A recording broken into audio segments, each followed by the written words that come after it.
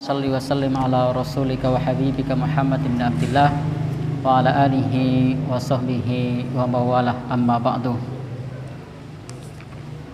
Bapak, Ibu, ikhwan, akhwat yang berbahagia, pertama-tama kita panjatkan puji syukur kehadiran Allah Subhanahu wa taala yang masih melimpahkan rahmat dan hidayahnya kepada kita.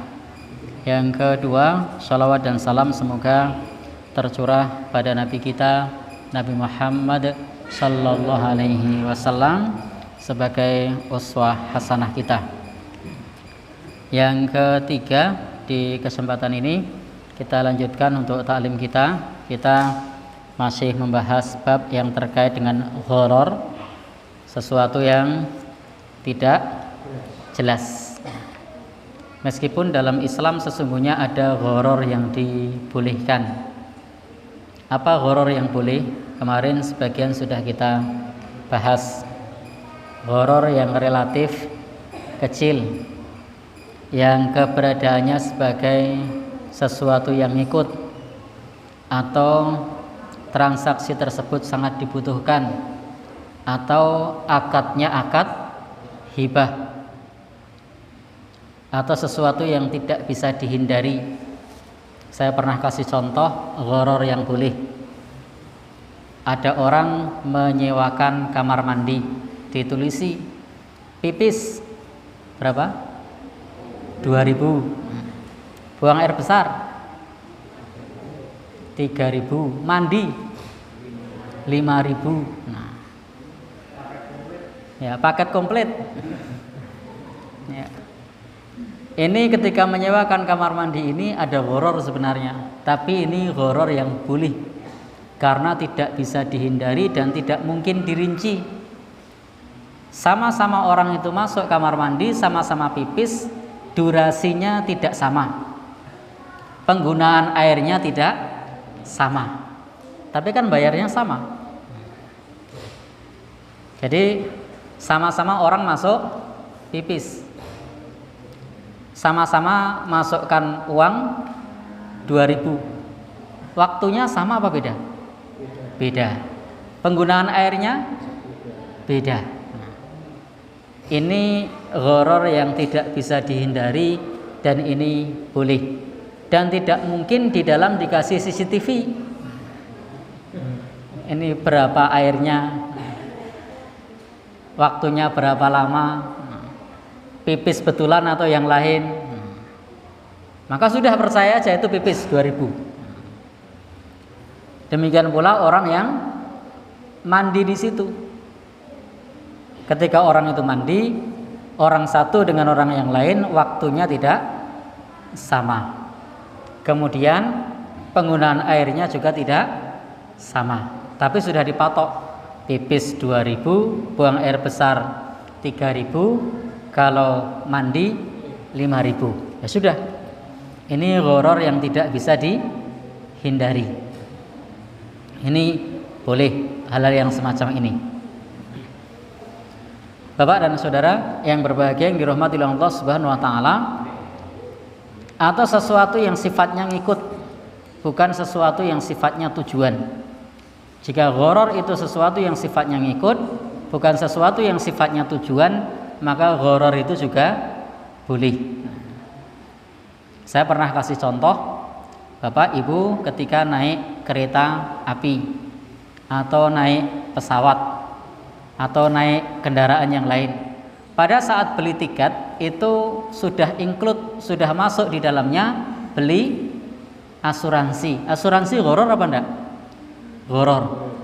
Tapi asuransi kan bukan tujuan. Tujuannya beli tiket.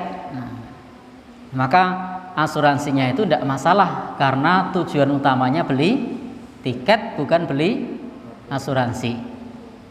Jadi tujuan utamanya beli tiket. Ada orang ke kantor Samsat membayar pajak STNK. Di sana ada asuransi jasa raharja. Asuransi ini jadi halal, boleh, karena sifatnya hanya ngikut. Tidak ada orang mau ke Samsat, saya mau bayar jasa raharja. Ada enggak yang tujuannya gitu? Pasti tujuannya bayar pajak STNK. Jasara harja sifatnya ngikut.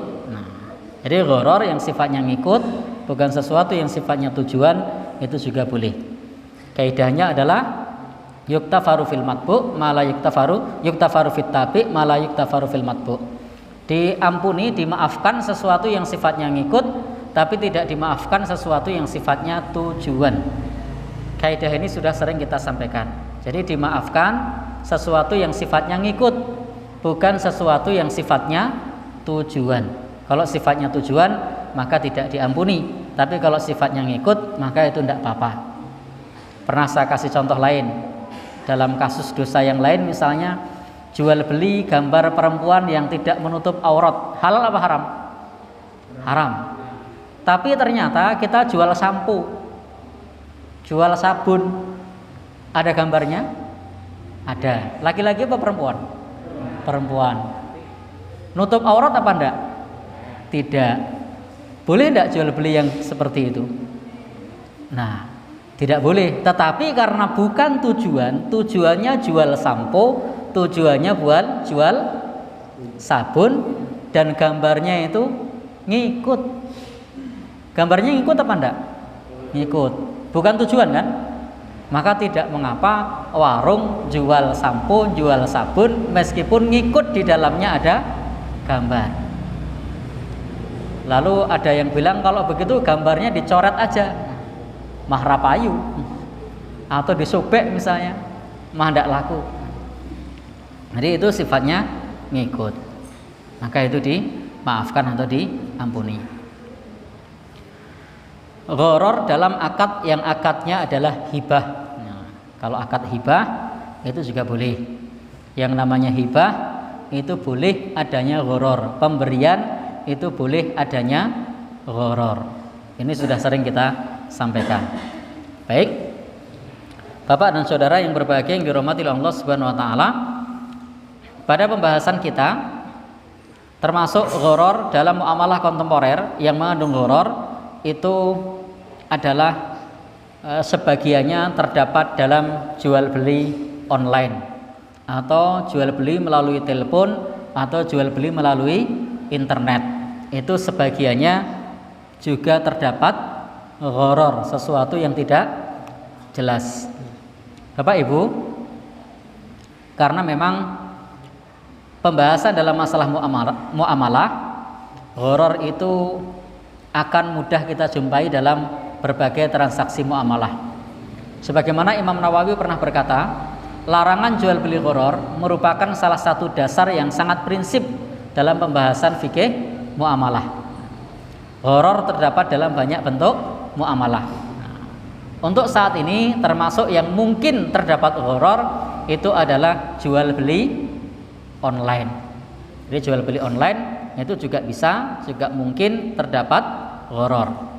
Atau jual beli melalui telepon itu juga mungkin terdapat gharar, karena sifat barangnya tidak sama dengan yang diceritakan, itu juga bisa. Di sana ada gharar. Atau menyampaikan informasi tentang suatu barang yang tidak komplit, itu juga bisa jadi gharar.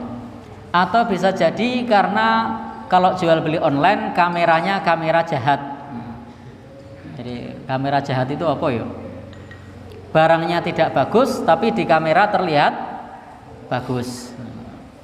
Bahkan ini Bapak dan saudara yang berbahagia yang dirahmati Allah, sudah banyak orang yang tertipu oleh kamera jahat. Bukan hanya dalam masalah yang terkait jual beli online, tetapi orang yang ta'aruf pun juga bisa. Orang yang kenalan dengan teman, dengan orang, setelah ketemu loh kok beda. Kenapa? Karena kameranya kamera yang sudah sedemikian rupa, sudah melalui filter, sehingga tampak lebih bagus ketika di internet. Nah, kemajuan di bidang teknologi informatika itu juga turut mempengaruhi dalam bidang perdagangan, sehingga saat ini termasuk salah satu jual beli yang banyak diminati itu adalah jual beli online. Itu besar sekali pengaruhnya. Jadi besar sekali pengaruh dari jual beli online ini. Di antaranya membuat pasar tradisional sepi. Bahkan beberapa gerai supermarket, minimarket tutup. Salah satu efek dari jual beli online. Karena di sana tidak, untuk saat ini biayanya tidak sebesar kalau dijual beli dengan cara offline. Mulai dari pajak, kemudian penyewaan tempat, kemudian karyawan dan seterusnya. Nah, dahulu jual beli itu tidak ada istilahnya pakai telepon, tidak ada istilahnya pakai online, tapi semuanya jual beli dilakukan secara tatap muka, langsung ijab kabul. Itu dahulu. Tetapi sekarang ternyata jual beli online itu terjadi. Nah, bagaimana para ulama menyikapi mengenai jual beli online? Itu disamakan dengan jual beli di zaman dulu, ada namanya dalam istilah fikih muamalah itu bai'ul ghaib ala sifat. Jadi bai'ul ghaib ala sifat, menjual suatu barang yang barang tersebut tidak dihadirkan pada majelis akad dan tidak disaksikan langsung sekalipun hadir dalam majelis akad. Misalnya beli barang dalam kardus atau kotak yang hanya dijelaskan spesifikasinya melalui kata-kata. Jadi di zaman dulu itu ada jual beli, yang jual beli itu dilakukan, tetapi barangnya itu hanya dijelaskan mengenai sifatnya saja. Bahwa ini meja ukurannya berapa? Tingginya 20 cm, dingklek ya. Tingginya 20 cm, panjangnya 30 cm, lebarnya 20 cm, kayunya kayu jati, papanya setebal setengah senti. Ini direkatkan dengan paku, lalu kemudian dibayar. Padahal barang itu masih ada di dalam kotak. Maka ini namanya bai'ul ghaib ala sifat, menjual suatu barang yang tidak dihadirkan atau tidak disaksikan langsung sekalipun hadir dalam majelis, hanya dijelaskan melalui kata-kata. Maka jual beli ini disamakan, dikiaskan dengan saat ini dengan jual beli online, karena barangnya hanya dijelaskan jika melalui telepon melalui kata-kata, jika melalui online internet melalui foto. Biasanya lihat fotonya atau lihat videonya. Maka Bapak dan Saudara, bagi saudara kita atau kita yang jual beli online, maka pastikan menampilkan barang semirip mungkin dengan barang aslinya. Jadi pakai kamera yang tidak perlu difilter. Jadi apa adanya. Jual beli online tapi difilter. Kemudian juga didampingkan dengan sesuatu supaya orang itu juga berpikir ini besarnya berapa. Jual beli bakso online, bakso tusuk misalnya. Maka sampingkanlah dengan sendok misalnya. Oh, ukurannya kecil ternyata, setengah sendok. Atau ditaruh di situ barang yang biasa orang itu paham. Jangan dikasih ketika baksonya kecil lalu kemudian dikasih sendok bayi, karena orang akan punya persepsi bahwasanya baksonya gede. Loh, itu masuk ke sendok aja sendoknya penuh, sehingga orang berpikir baksonya ini gede, padahal baksonya kecil. Maka kasih sendok yang gede lalu difoto. Oh, ukurannya kalau di sendok sekian, sehingga orang jelas mengenai masalah ukuran baksonya tersebut, sehingga tidak mengandung gharar. Baik, tidak mengandung tadlis atau adanya unsur penipuan. Karena bisa saja, bahkan suatu saat ini pernah terjadi pengalaman pribadi, mau sama istri waktu itu nyoba ada yang jual, oh tempatnya dekat ini dengan tempat kita, jual bakso tusuk. Coba beli gitu kan online. Di situ memang ada sendoknya betul. Nah, pikir kita kan, wah cukup besar nih, setengah sendok. Nah, setelah datang kecil-kecil itu kayak kerikil. Nah, kita tanya sama masnya, loh tadi di sendok setengah. Oh itu mas, di fotonya pakai sendok bayi. Astagfirullah. Meskipun dia tidak mengatakan ini sendok bayi, tetapi sesungguhnya dia telah mengesankan kepada pembaca seolah-olah itu ukurannya besar. Maka ini tidak boleh. Baik.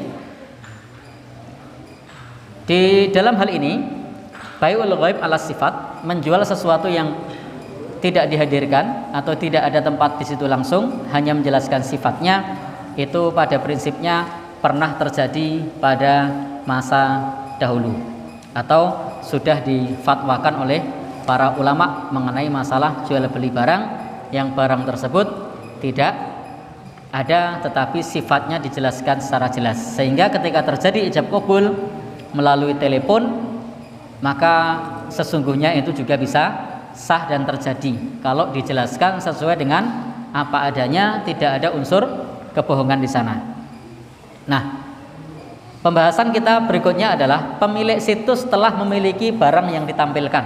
Jadi hendaknya dalam jual beli tersebut pemilik situs itu sudah menampilkan, ketika menampilkan barang itu memiliki barang yang ditampilkan. Jika hal ini sudah dimiliki terlebih dahulu, maka Bapak dan saudara yang berbahagia yang dirahmati oleh Allah Subhanahu wa taala, jual beli ini oleh para ulama diperselisihkan. Jadi jual beli ini diperselisihkan, termasuk tadi bai'ul ghaib ala sifat, itu para ulama memperselisihkan. Di antaranya adalah dalam mazhab Syafi'i, termasuk di sini An-Nawawi menyebutkan pendapat yang kuat dalam mazhab Syafi'i, bai'ul ghaib ala sifat itu tidak sah dalam mazhab Syafi'i. Tetapi Bapak dan Ibu yang berbahagia yang dirahmati oleh Allah Subhanahu wa taala, dalam mazhab yang lain bai'ul ghaib ala sifat itu sah. Sehingga jual beli online pun kalau menurut penjelasan para ulama mazhab, pada prinsipnya, pada umumnya mereka berpendapat hukumnya sah. Kecuali tadi jual beli barang yang tidak disaksikan pada saat akad, menurut mazhab Syafi'i hukumnya tidak sah. Tetapi kalau menurut mazhab yang lain itu hukumnya tetap sah meskipun barang tersebut tidak ada pada saat disaksikan, pada saat itu di depan mata kita, tetapi hanya dijelaskan sifatnya atau dijelaskan, diperlihatkan videonya atau diperlihatkan fotonya. Karena ketika kita melihat foto itu bukan melihat barangnya, tapi hanya melihat sifatnya. Ketika kita melihat video itu juga bukan melihat barangnya, tetapi hanya melihat sifatnya. Karena tidak melihat barangnya langsung. Baik, Bapak dan saudara yang berbahagia yang dirahmati Allah Subhanahu wa taala, sehingga di dalam masalah ini mengetahui sifatnya pada prinsipnya sebenarnya disamakan dengan mengetahui aslinya. Maka Nabi SAW pernah melarang seorang istri menceritakan perempuan lain kepada suaminya. Kenapa? Karena kalau menceritakan sifat perempuan lain kepada suaminya, itu sama saja menghadirkan orang lain itu di hadapan suaminya. Ini tidak boleh. Nabi mengatakan la tubasyirul mar'atul mar'ata. Janganlah seorang perempuan bergaul dengan perempuan lain fatana'aqataha li zaujiha ka'annahu yanzuru ilaiha. Maka di sini disebutkan fatana'ataha li zaujiha, yang dia menjelaskan sifat-sifatnya mengenai masalah perempuan tersebut, tingginya berapa, warna kulitnya, suaranya, pakaiannya, dia jelaskan secara komplit. Ka'annahu yanzuru ilaiha, seolah-olah laki-laki itu atau suaminya itu melihat perempuan tersebut, maka ini dilarang oleh Nabi. Maka kalau ibu-ibu atau mbak-mbak punya temannya cantik atau temannya gemuk atau temannya apa, tidak usah diceritakan sama suaminya. Ya, atau bi temanku itu tingginya sekian, warna kulitnya begini, pakaiannya seperti ini, suaranya begini, tidak perlu dijelaskan kepada suaminya. Karena menjelaskannya itu sama dengan menghadirkannya. Nah, kalau demikian juga tidak boleh bagi teman-teman itu kemudian memberikan foto perempuan lain kepada suaminya. Ya, ini temanku cantik enggak? Nah, enggak boleh. Jadi tidak perlu kemudian menghadirkan foto temannya kepada suaminya. Kenapa? Karena menjelaskan sifatnya atau melihat fotonya itu sama dengan melihat aslinya. Sehingga pendapat yang kuat adalah madhab mayoritas para ulama madhab Hanafi, madhab Maliki, madhab Hambali, itu menjelaskan bai'ul ghaib alas sifat itu hukumnya sah. Menjual barang yang barang tersebut hanya dijelaskan sifatnya atau dilihatkan fotonya atau dilihatkan videonya, ini adalah sah menurut mazhab Hanafi, Maliki dan Hambali. Dan pendapat ini insya Allah adalah pendapat yang kuat. Sebagaimana prinsip jual beli itu wa halallahul bai'ah, dan Allah Subhanahu wa taala menghalalkan jual beli. Maka insya Allah pendapat yang menghalalkan jual beli menjelaskan sifatnya itu lebih kuat, karena memang tidak ada hal yang mengubah hukumnya dari halal menjadi haram. Jadi kan lebih mudah menjelaskan sifat lewat foto daripada lewat kata-kata. Padahal online itu ketika difoto barang itu sudah mirip mewakili yang aslinya, kecuali pakai kamera jahat atau diedit. Kalau diedit baru kemudian tidak mewakili sifat aslinya. Maka kalau mau menampilkan gambar pada saat jual beli online, pastikan gambar itu mewakili aslinya. Pencahayaannya tidak perlu direkayasa. Kemudian kalau ada bopengnya, ada lecetnya, tidak perlu disembunyikan. Misalnya jual beli mobil begitu, bopeng, lecet, lalu diedit pakai Photoshop atau pakai apa, tidak kelihatan. Lah ini penipuan. Jadi biarkan apa adanya, cacatnya biar terlihat. Maka ini betul-betul jual beli, yang jual beli tersebut memperlihatkan sifatnya, dan itu dalam jual beli online. Maka setelah mengetahui bahwasanya jual beli mengenai menjelaskan sifatnya ini dibolehkan oleh syariat, maka hukum menjual barang yang telah dimiliki oleh pemilik situs, maka jual beli ini hukumnya adalah boleh. Jadi jual beli ini hukumnya boleh jika barang tersebut memang sudah dimiliki. Nah, kalau barang itu belum dimiliki, maka ingat hadis Nabi, la tabi ma laisa indak. Jangan menjual barang yang bukan milikmu. Maka jual beli online itu yang trouble adalah dia jual barang tapi dia tidak punya barangnya. Ini trouble. Kalau dia punya barangnya maka tidak masalah, boleh saja. Tapi kalau dia tidak punya barangnya lalu dia menjual, itu nanti akan banyak gharar. Apalagi ketika kemudian ada orang mau beli, barangnya tidak ada, dia harus cari dulu, dan barang yang ada kualitasnya tidak sama dengan yang ditampilkan di katalog, itu juga bermasalah. Bagian yang kedua, jadi pertama tadi mengenai hukum jual beli online, pemilik situs memiliki barang yang ditampilkan. Pada prinsipnya ini termasuk bai'ul ghaib alas sifat.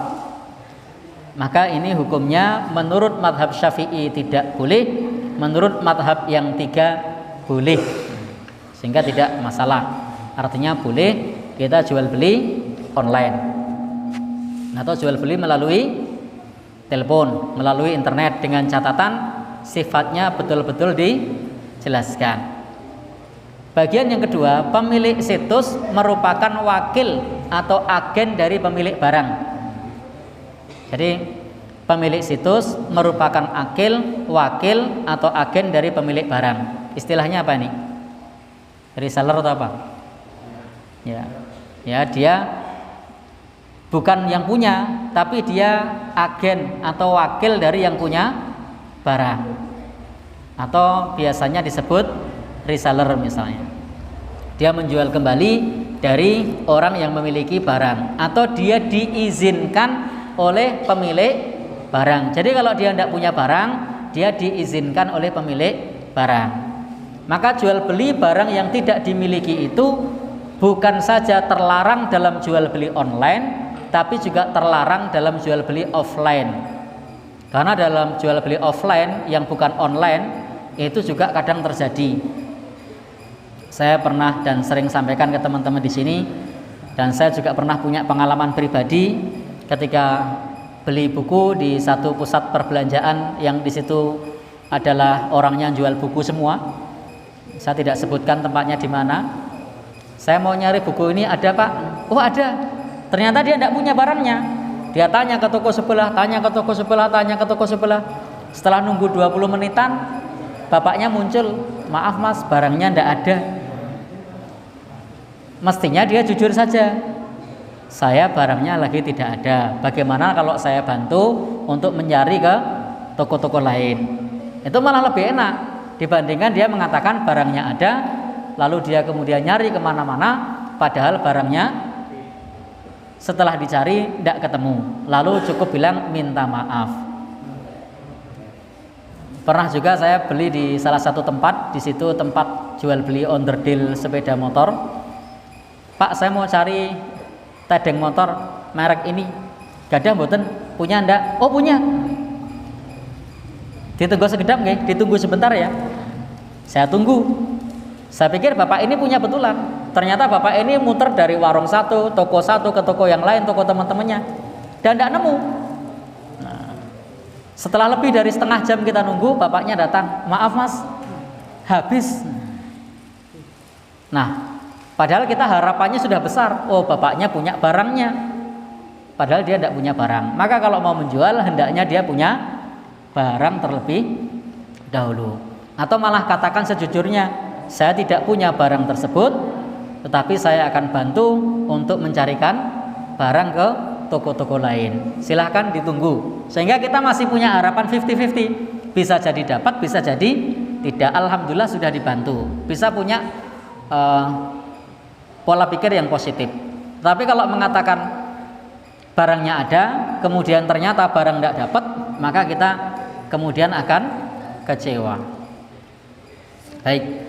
Bapak dan saudara yang berbahagia yang dirahmati Allah Subhanahu wa taala, maka bila pemilik situs menawarkan barang orang lain yang sebelumnya ia telah membuat kesepakatan dengan pemilik barang agar dia diberi kepercayaan untuk menjualkan barang tersebut untuk atau atas nama pemilik barang dan mendapatkan komisi dari setiap barang yang dijualnya, maka statusnya dalam pandangan syariat adalah sebagai wakil. Statusnya adalah sebagai agen, sama hukumnya pemilik barang. Artinya barang yang akan dijualkannya dipersyaratkan telah dimiliki sebelumnya, itu artinya sudah terpenuhi syarat karena dia adalah wakil sama dengan yang punya. Jadi wakil itu sudah mewakili yang punya.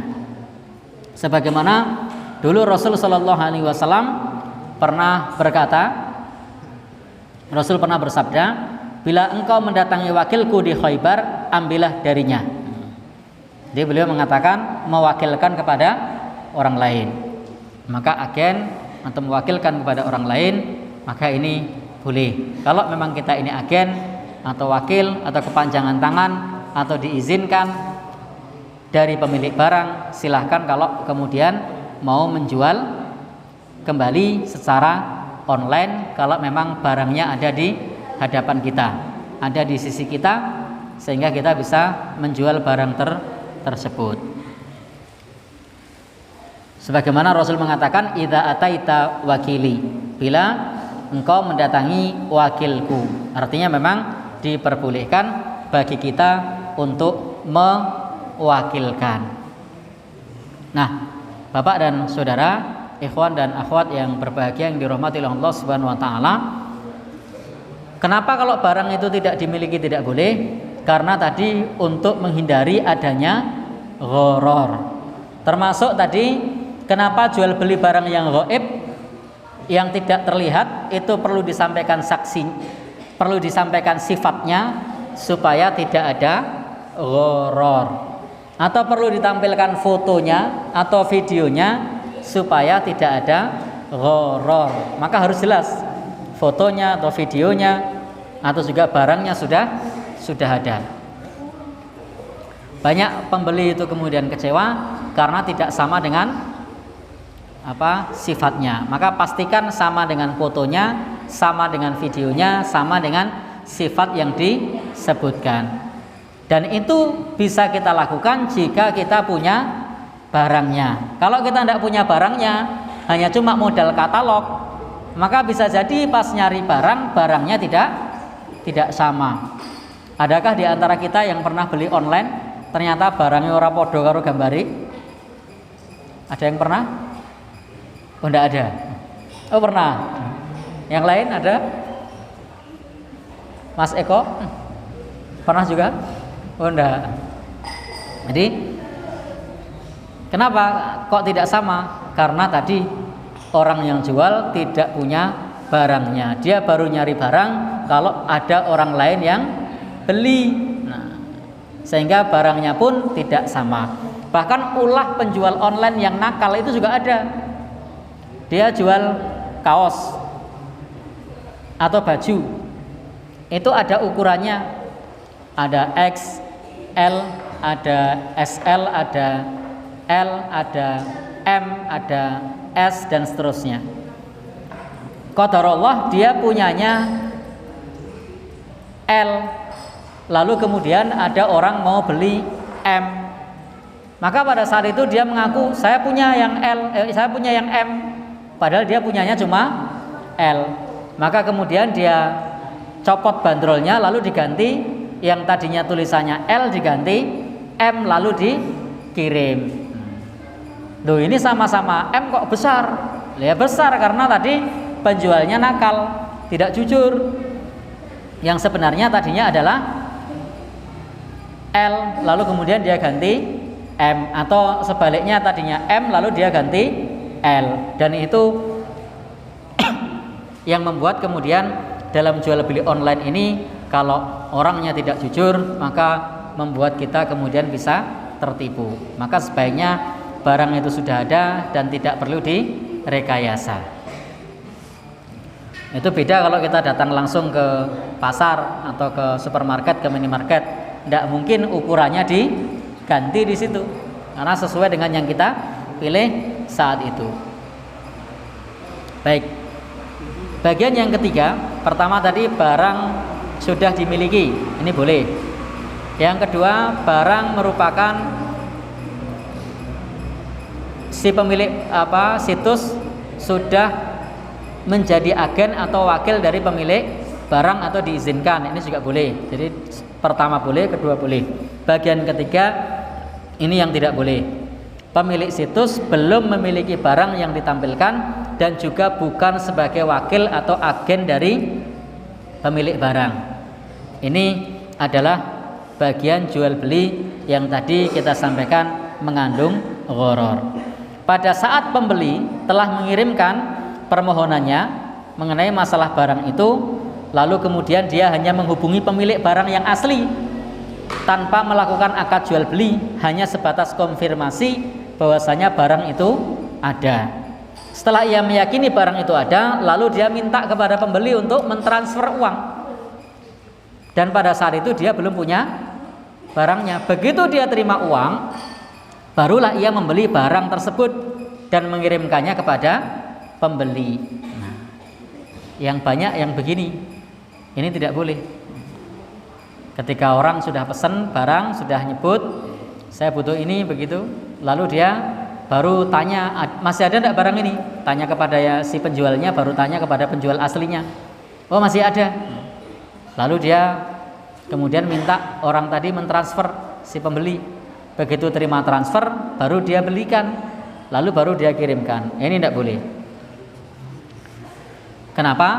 Karena ia menjual barang yang bukan miliknya dan mengandung unsur gharar, disebabkan pada saat akad berlangsung penjual belum dapat memastikan apakah barang dapat ia kirimkan atau tidak. Bahkan spesifikasinya sama atau tidak.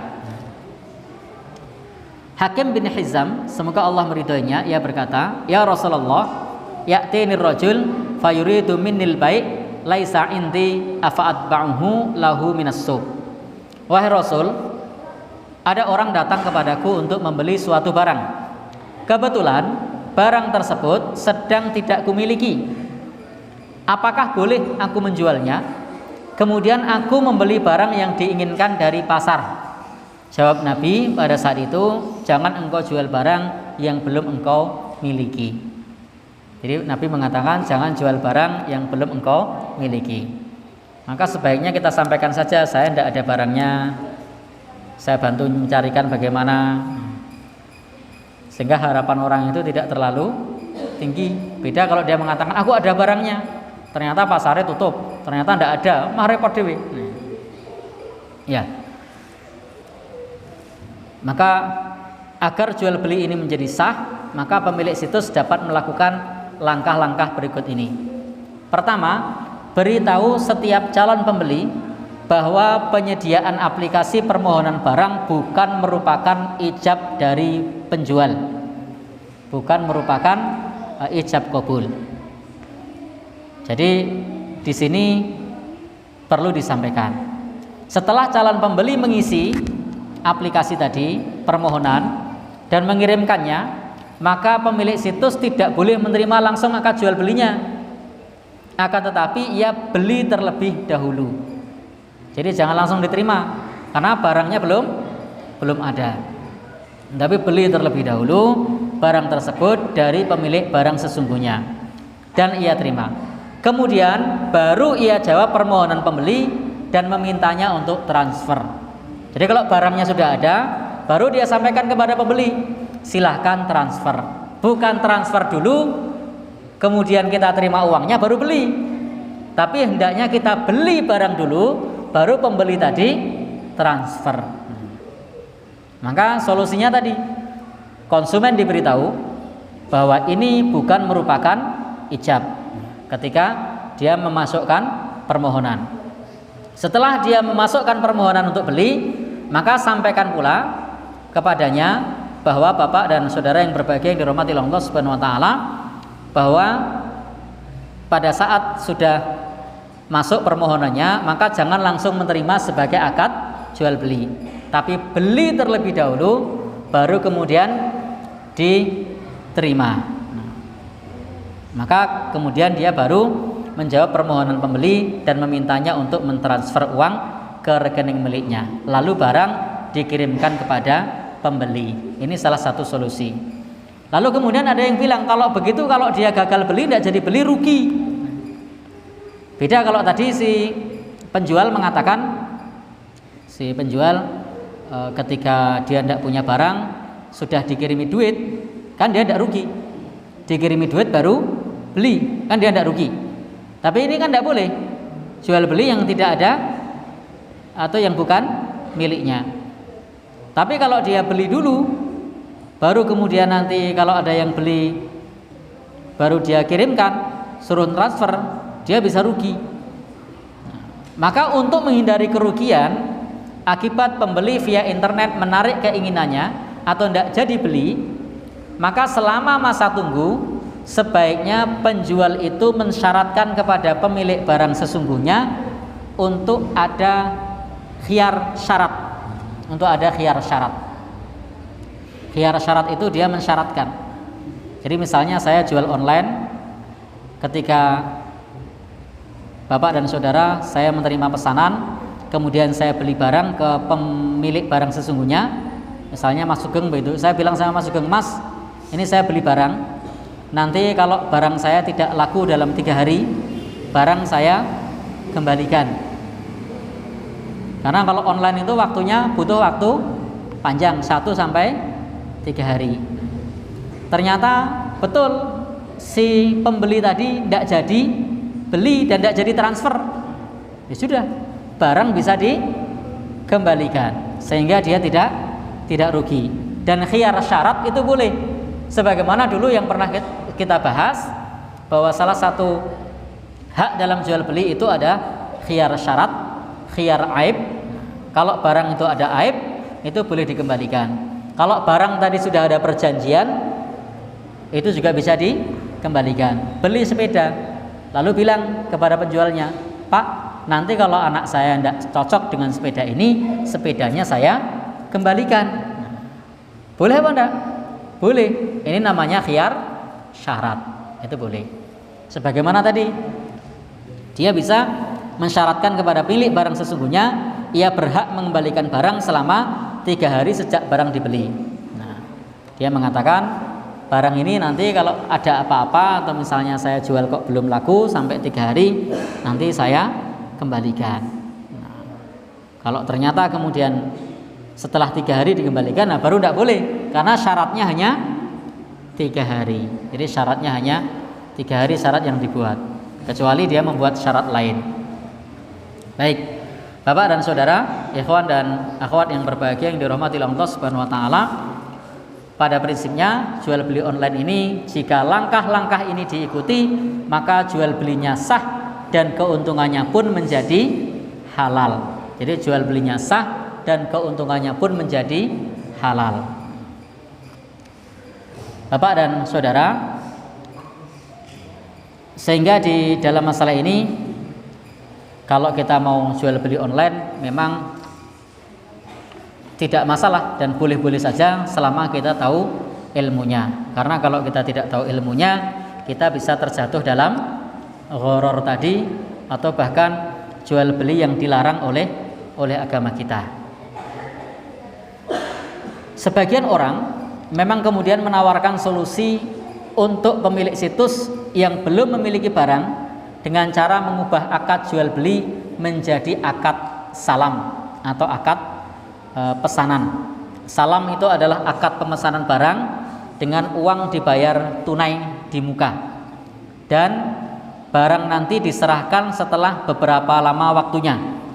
Dan akad pesanan ini hukumnya disepakati boleh oleh seluruh ulama berdasarkan hadis Nabi Shallallahu Alaihi Wasallam. Ketika beliau datang ke Madinah dan beliau mendapati penduduk Madinah melakukan akad salam dan barang diserahkan setelah berlalu 2 atau 3 tahun. Maka beliau bersabda, barang siapa yang melakukan transaksi salam itu transaksi pesanan, hendaklah ditentukan berat, ukuran barangnya, dan waktu serah terima barang juga jelas. Ini diantara solusi lain yang ditawarkan oleh para ulama yang lain. Namun solusi ini punya kelemahan jika solusinya adalah pesan barang. Apa kelemahannya? Kelemahannya adalah dulu di zaman Nabi ketika orang melakukan pesanan waktu sebelumnya itu karena mencari perbedaan harga. Karena kalau pesan lebih awal itu harganya berbeda ketika belinya nanti pada saat hari H.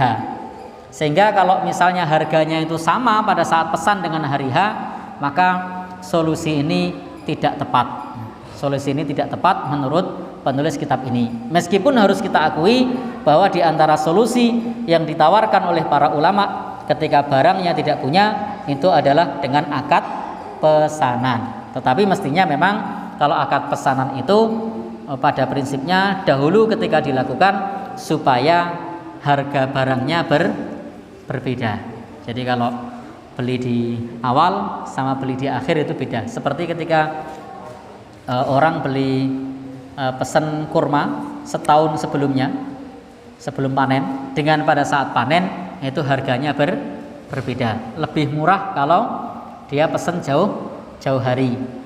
Atau kalau di tempat kita apa yang pesen jauh hari harganya beda? Beli tiket itu kalau jauh hari dengan dekat hari itu harganya beda.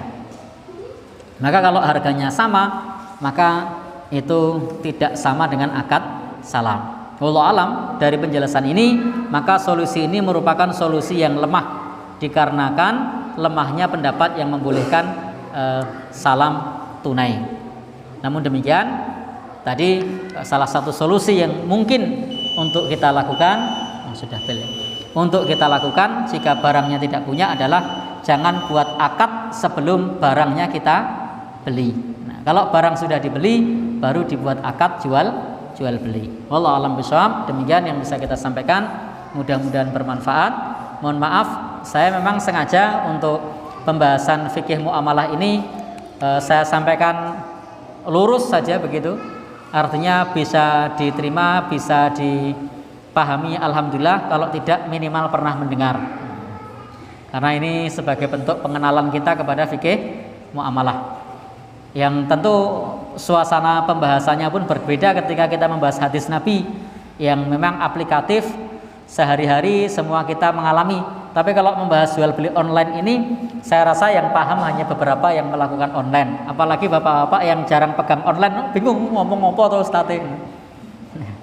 Kayak ngomong apa gitu kan. Iya. Tapi Gimana Pak?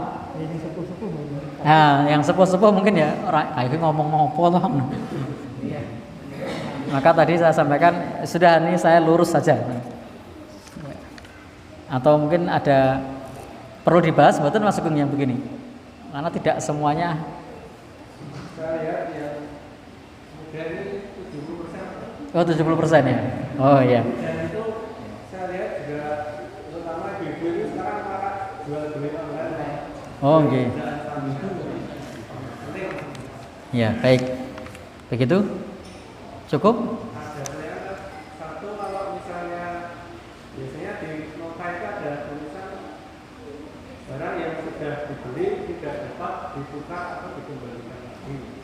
Kalau ada kata-kata seperti itu di nota itu sebenarnya penjualnya adil atau ada sedikit kezaliman kalau Baik. Yang kedua, kalau di kampung itu biasanya ada jual beli pohon jati itu biasanya setelah ditebang itu baru kelihatan oh ternyata ada lubangnya. Tapi kan sudah apa sebenarnya harganya 3 juta. Itu menurut Imam Mazhab yang 4 itu bagaimana hukum jual beli?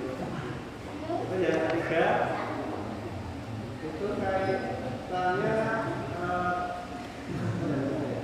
yang ketiga ini Baik. Jadi ini terkait jual beli pohon yang ketika sebelum ditebang terlihat besar, setelah ditebang ternyata dalamnya lubang. Maka ini gharar yang dimaafkan karena kita tidak pernah tahu apa isi yang ada di dalamnya. Yang jual aja tidak tahu itu. Kalau di dalamnya ada lubangnya. Seperti tadi saya sampaikan, ada gharar yang tidak bisa dihindari. Dan ini termasuk gharar yang tidak bisa dihindari. Jual bambu, bambunya biasanya bagus, pas dia yang beli pangan bubuk. Ya ini bukan gharar, karena ini meskipun sifatnya tadi biasanya dia sudah menawarkan, alhamdulillah ini kemarin saya nebangnya bagus, tidak dipangan bubuk. Ternyata ketika dia beli pangan bubuk, apa ini gharar? Ya tidak, karena itu sesuatu yang di luar kemampuannya. Tinggal nanti Bapak dan saudara yang berbahagia yang dirahmati Allah, kebijaksanaan yang menjual kalau mau memberi potongan. Itu kebijaksanaan yang menjual kalau mau memberi potongan. Karena ternyata kayu jatinya di dalamnya berlubang. Jadi prinsipnya ini adalah gharar yang dimaafkan karena tidak tahu dan tidak ada kesengajaan di situ. Maka kalau ada aib semacam ini, maka dalam yang namanya jual beli itu ada namanya khiyar aib. Ada hak memilih kalau ada aib. Karena ada aib, maka bisa dirembuk kembali untuk minta potongan. Wah ini ukuran kayunya itu harusnya sekian kubik, saya rugi sekian kubik. Ya sudah, dikembalikan uang senilai sekian kerugian tersebut. Karena tidak mungkin diteke meneh. Mungkin tidak? Tidak mungkin. Maka tinggal dikembalikan senilai kerugian dari taksiran awal. Nah, tadi barang yang sudah dibeli tidak dapat dikembalikan. Tertulis di nota seperti itu. Saya tidak tahu itu muncul dari mana, tetapi itu sudah umum. Dalam Islam itu ada khiyar aib. Kalau barang itu rusak boleh dikembalikan. Kalau ternyata barang rusak tidak boleh dikembalikan, itu zalim. Jadi penjualnya zalim kalau barangnya rusak kok tidak boleh dikembalikan. Atau barangnya tidak bisa dipakai kok tidak boleh dikembalikan. Beli termos, termosnya tidak panas, lalu tidak boleh dikembalikan. Zalim. Langgo apa anjuran? Kan tidak bisa dipakai. Jual beli setrika, sampai di rumah setrikanya orang panas. Kalau setrika hiasan maklum, ini setrika betulan. Maka dia berhak untuk mengembalikan. Kalau tidak dikembalikan, zalim. Jadi ini termasuk khiyar aib. Jadi kalau barang yang sudah dibeli tidak dapat ditukar atau dikembalikan, itu jika tidak ada cacat, jika tidak ada masalah, itu benar. Tapi kalau ada masalah kok tidak bisa ditukar dan tidak bisa dikembalikan, maka ini suatu kezaliman. Karena si pembeli ini ketika beli hendak diambil manfaatnya, sementara begitu dibeli tidak bisa dimanfaatkan. Lah untuk apa?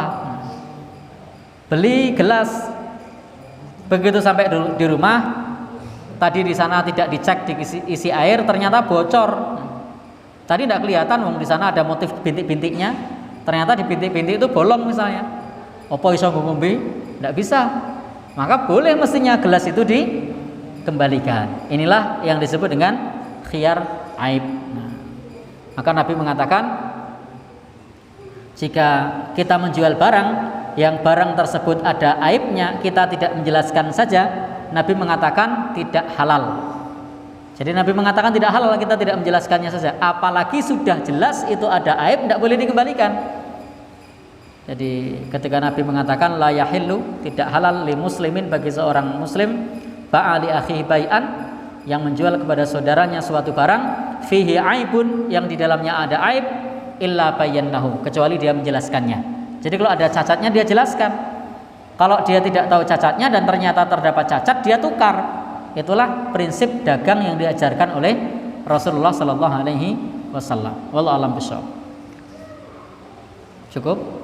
Bapak-bapak itu biasa nitip uang di toko besi, harus yang bangunnya setahun lagi itu biasanya nitip duit besok mau untuk beli semen setahun lagi, karena mungkin biar material yang lain ya. Itu kalau jual beli seperti itu sebaiknya harga semen waktu nitip uang atau waktu kita ngambil semen itu. Baik. Ini ada kasus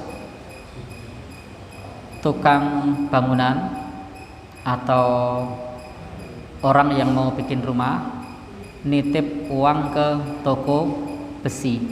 Kalau nitip uang berarti akadnya amanah. Karena akadnya amanah, karena dia nitip uang, maka harganya nanti pada saat digunakan.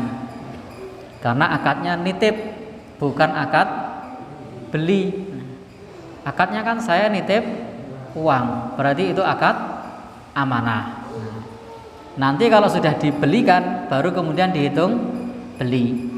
Kecuali dia pada saat datang itu akadnya bukan nitip, tapi akadnya beli semen, akan saya ambil tahun depan. Tapi kalau seperti itu tukang toko besi tidak mau. Nah, mau tidak toko besi? Tidak mau, kecuali dia mau bayar sewa tempat semennya itu loh.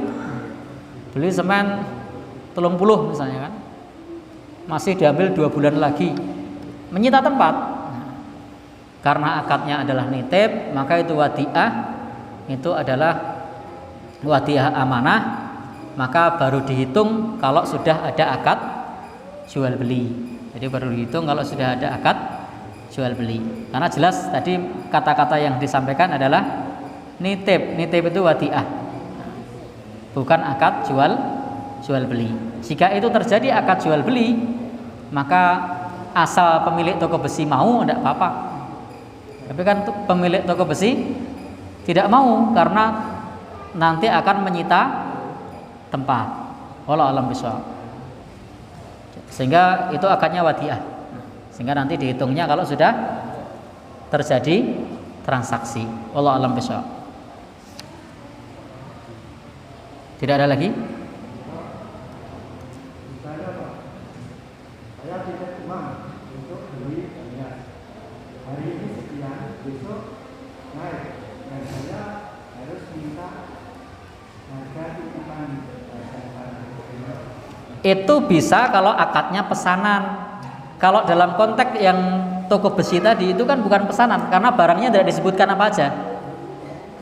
Kalau pesanan itu bisa, akad pesanan itu dihitung harga awal. Itu beda dengan akad wadiah. Dalam kasus toko besi tadi, itu akadnya adalah nitip, bukan pesanan.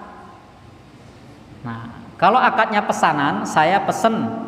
Nah, untuk sebulan lagi, maka harganya harga sekarang, harga pesen. Nah, saya nitip uang, berarti harganya nanti kalau pas beli. Tapi kalau saya pesen, harganya pas pesen. Nah, kan akadnya yang toko besi tadi nitip, bukan pesen.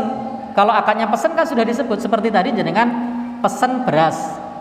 Sekarang sudah ngasih uang. Sebagaimana zaman Nabi pesen kurma untuk setahun lagi, ya harga sekarang lebih murah. Sekarang saya pesen kurma untuk 6 bulan lagi, harga sekarang, karena pesennya sekarang, bukan harga 6 bulan lagi.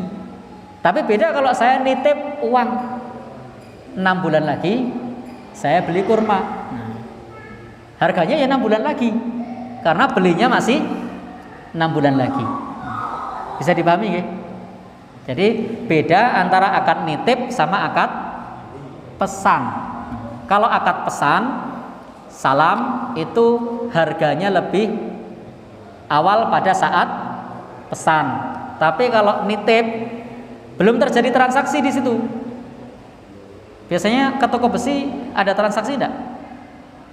Ada yang pesen juga ada. Anak pesen berarti harga awal. Meskipun fluktuatif barangnya itu harganya fluktuatif nggak apa-apa ya. Misalnya setahun lagi saya beli semen, uangnya sekarang lagi belum setahun lagi itu nggak apa ya. Yang penting toko besinya kan mau antar rutin. Kalau toko besinya tidak mau, ya. Jadi yang namanya pesanan itu kenapa dia pesan jauh hari supaya dapat harga lebih murah. Nah, kenapa dia pesan lebih awal, bayar tunai di awal supaya harganya lebih murah. Itu boleh. Nah, tergantung dia yang dipesani mau enggak. Kalau enggak mau ya sudah. Asal yang dipesani mau dan dia bayar di awal dengan harga lebih murah, ya boleh, enggak masalah. Beda kalau kasusnya tadi nitip uang di toko besi, belum ada transaksi di situ. Jadi wadiah tidak sama dengan akad salam. Begitu nggih? Wallahu a'lam bishawab. Pripun? Ya ndak ya, nanti kalau pas bayar ngitungnya. Yang namanya akad pesan, akad salam itu bayarnya di depan. Jadi kalau pesen tok belum bayar itu belum ada transaksi. Jadi ya, ya. Yang namanya pesen akad salam itu pesen di depan dibayar tunai. Itu akad salam. Lah kalau pesen tok orang bayar sesuk tahun ngarep ya ngitung tahun ngarep ya. Ya. Jadi disebut akad salam itu karena pemesanan barang dengan uang dibayar tunai di muka. Jadi kalau uangnya tidak dibayar tunai di muka, itu bukan akad salam. Jadi Cuman yang dipesani wajib bagi ya. gimana? Yang dipesani wajib bagi gitu. Ya, tapi kan harganya bukan harga sekarang. Harganya tetap harga nanti pada saat terjadi transaksi. Jadi begitu nggih. Jadi yang disebut akad salam itu pesannya di depan, uangnya dibayar tunai. Itu berhak mendapatkan harga yang lebih murah. Yang pesen tok, aku tuh kok noiki. Orang neng apa-apa ya nanti kalau terjadi transaksi. Ya. Wallahu alam. Begitu nggih. Cukup? Oke. Subhanakallahumma bihamdika asyhadu an la ilaha illa anta astaghfiruka wa atubu ilaik. Wassalamualaikum warahmatullahi wabarakatuh.